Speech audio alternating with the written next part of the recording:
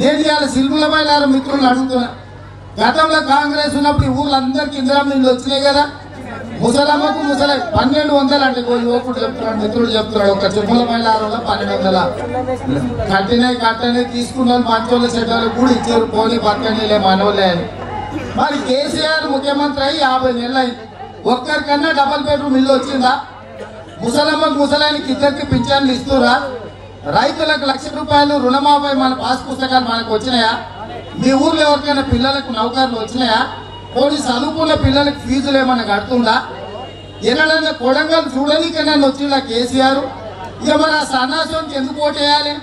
రైతు రుణమాఫీ చేయకపోయే, పిల్లలకు నౌకర్లు ఇవ్వకపోయే, మహాలక్ష్మి గ్రూపులకు రుణాలు మాఫీ చేయకపోయే, ఇందిరమ్మ ఇల్లుల బిల్లులు ఇవ్వకపోయే, డబల్ బెడ్రూమ్ ఇల్లు మంజూరు చేయకపోయే, ఏ ఒక్క పని చేయకుండా ఏ ముఖం పెట్టుకొని ఇవాళ మళ్ళీ ఓట్లు అడగడానికి వచ్చిరో ఒక్కసారి ఆలోచన చేయండి.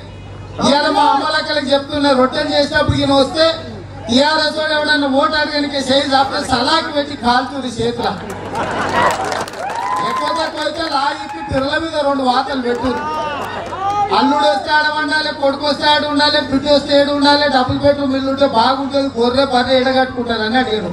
మరి సన్నాసులు 50 నెలలైనా ఇల్లు లేకుంటే ఏ ముఖం పెట్టుకొని వస్తుంది? ఇవాళ ఎట్లా అడుగుతారు మనల్ని ఓటు? ఇవాళ మన ఓట్లు కొనుక్కోనంట. నేను కేసీఆర్ గురించి అసెంబ్లీలో కొడంగల్ గురించి, కొడంగల్ సమస్యల గురించి మాట్లాడుతుంటే అసెంబ్లీలో నన్ను ప్రశ్నిస్తారా? కాబట్టి ఇవాళ రేవంత్ రెడ్డిని ఓడగొట్టాలని బయలుదేరి నేను ఏమన్యాయం చేస్తున్నా నేను ఒకటే అడగలుగుతున్నాను కదా ప్రజలు. ఎవరైనా మీ ఆస్తి మూసుకున్నారా? ఏమన్నా మీరు పని అడుగుతున్నామని కమిషన్ అడిగినా? పోనీ మీ పిల్లలకి ఎవరికైనా అన్యాయం చేసినా అవకాశం వస్తుంటే ఓగొట్టినా?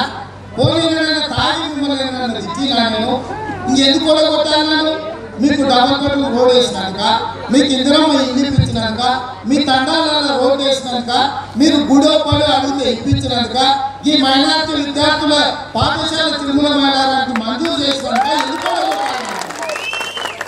నేను అడుగుతున్నా, ఏ పాపం చేసినా? నేను ఎవరిని ఆస్తి పుచ్చుకున్నానా? నేనా? ఎవరి మీద నేను అక్రమ కేసు పెట్టించినా? ఎవరైనా జైలుకు పట్టించినా? ఇక నేను ఏ పాపం చేసినా ఎందుకు కూడా కొట్టాలను? నేను వాళ్ళకి ఉందని గుర్తుకొచ్చినా? ఎందుకు వాళ్ళు కూడా కొట్టాలంటారు? అసెంబ్లీలో రేవంత్ రెడ్డి వస్తే మా బతుకు బయట పెట్టాడు, మా బట్టలను బయట పెట్టాడు, మా దోపిడీని ప్రజలందరూ చెప్తాడు, మా బట్టలు ఇప్పటి బజార్ల నించో పెడతాడు.